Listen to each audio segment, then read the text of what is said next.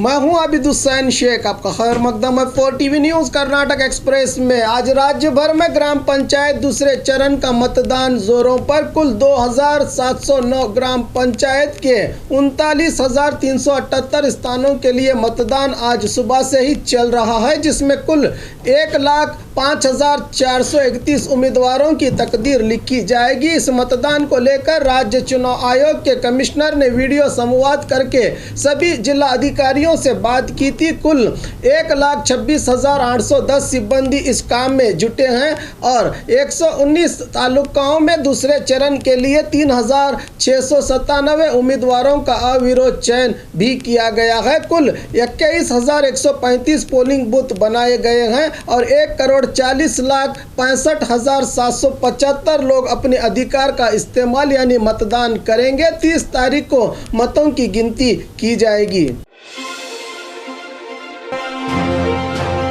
चिकमंगलुरु में दत्ता जयंती। हर साल की तरह इस साल भी चिकमंगलुरु में विश्व हिंदू परिषद, बजरंग दल सहित हिंदू संगठनों ने दत्ता माला अभियान के तहत दत्त जयंती मनाई। इस कार्यक्रम के तहत शहर में भी सैकड़ों महिलाओं ने रामेश्वर देवस्थान से जुलूस निकालकर आईजी रोड से होते हुए गणपति देवस्थान तक पहुंचे। फिर ये महिलाएं दत्तापीठ पहुंचकर पूजा अर्चना की। इस मौके पर मीडिया से बात करते हुए सांसद शोभा करंदलाजे ने कहा कि इस कार्यक्रम के लिए दूर दूर से माताएं और सन्यासिनियां चिकमंगलुरु आई हैं। इन्हीं के नेतृत्व में दत्ता जयंती मनाई जा रही है। इस कार्यक्रम में बीजेपी के नेशनल सेक्रेटरी सीटी रवि भी शामिल रहे।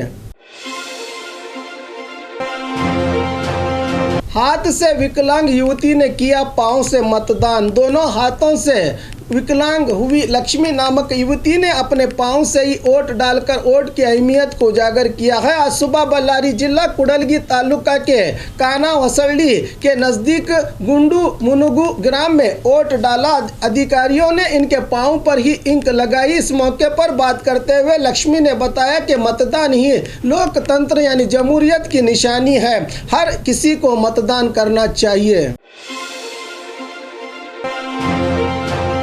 चुनाव निशानी बदले जाने पर चुनाव मुलतवी। बेलगाम जिला रामदुर्ग तालुका के कुंदापुर ग्राम के वार्ड नंबर 6 में उम्मीदवार की निशानी बकेट को बदलकर अलमारी की निशानी बैलेट पेपर पर छप गई, जिसके कारण यहां चुनाव को मुलतवी किया गया है। यहां के उम्मीदवार निर्मला को बकेट की निशानी दी गई थी, मगर बैलेट पेपर में अलमारी छपकर आई तो निर्मला चुनाव अधिकारियों पर बरस पड़ी। इसी बात को लेकर अब यहां मतदान कल होगा। इसी तरह पोलिंग बूथ में प्रचार करने का आरोप लगाते हुए कुछ देर के लिए आतंक के हालात इसी जिले के कारगांव ग्राम पंचायत में दिखाई दिए, जहां पर एक उम्मीदवार को लेकर ग्राम के मुखंडों के प्रचार करने का आरोप लगाते हुए दूसरे गुट के लोगों ने खामोश पुलिस को कार्रवाई न करने पर आड़े हाथ लिया। पुलिस लोगों को पोलिंग बूथ से दूर भगाया। चुनाव नतीजे से पहले ही उम्मीदवार की मौत हो जाने की घटना खानापुर के कक्केरी ग्राम में घटी है। यहाँ के 2 नंबर वार्ड से चुनाव लड़ने वाले 64 साल वकील अंबोजी की बीमारी के कारण मौत हुई है।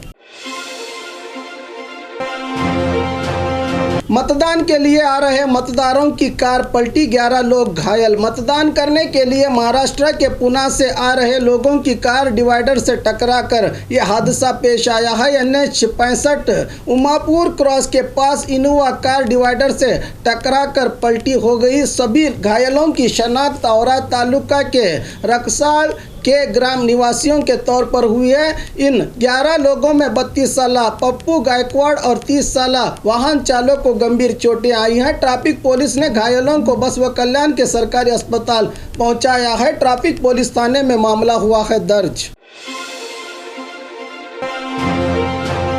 मोदी जी के मन की बात कार्यक्रम का विरोध। NSUI संगठन का एहतजाज। आज शिवमोगा के शिवप्पा नायक सर्कल में NSUI संगठन के सदस्यों ने किसान आंदोलन का समर्थन करते हुए और मोदी जी के मन की बात कार्यक्रम का विरोध करते हुए थाली बजाकर एहतजाज किया। इस मौके पर प्रदर्शनकारियों ने मीडिया को बताया कि मोदी जी के जारी करदा तीनों कानून सिर्फ कॉरपोरेट क्षेत्र वालों के लिए ही फायदेमंद हैं, किसानों के लिए नुकसानदायक हैं। इन कानूनों से अनाज के दामों में काफ़ी महंगाई बढ़ेगी, जिससे आम जनता को भी तकलीफ उठानी पड़ेगी। पिछले 1 महीने से ठंड में बैठे किसानों की अब तक पीएम ने खबर नहीं ली। इन कानूनों को जल्द से जल्द वापस लेने का आग्रह किया। प्रदर्शनकारियों ने इस एहतजाज में राज्य NSUI के उपाध्यक्ष चेतन, जिला कांग्रेस के कार्याध्यक्ष रमेश हेगड़े, सेक्रेटरी N रमेश सहित और भी लोग भागी रहे। किसानों के विरुद्ध विवादित बयान, सांसद के खिलाफ कर्नाटक रहित संघ पदाधिकारियों का आक्रोश। कल चिंतामणि शहर के अस्पताल का जायजा लेने पहुंचे बीजेपी सांसद एस मुनिस्वामी ने मीडिया से बात करते हुए कहा था कि दिल्ली में आंदोलन कर रहे लोग नकली किसान हैं। ये किसान नहीं बल्कि दलाल हैं, किसी के कहने पर एहतजाज कर रहे हैं। इसी बयान को लेकर कर्नाटक रहित संघ के पदाधिकारियों ने सांसद के खिलाफ मोर्चा खोलते हुए एहतजाज किया। इस बयान के लिए सांसद को माफी मांगने का आग्रह किया। संगठन के सदस्यों ने अगर माफी न मांगी गई तो बड़ा आंदोलन करने की चेतावनी भी दी गई। गुमशुदा बालक की लाश बरामद। बीजापुर जिला बसवन बागेवाड़ी तालुका के यरनाल ग्राम में दुर्घटना ये घटी है। इस ग्राम के 12 साल अरुण भजंत्री नामक बालक 21 दिसंबर से लापता हुआ था। 23 दिसंबर को मनगोली पुलिस थाने में शिकायत भी दर्ज की गई थी। आज यरनाल ग्राम के तालाब में इसकी लाश बरामद हुई है। पानी में डूबकर मौत हो जाने की शंका जताई है पुलिस ने।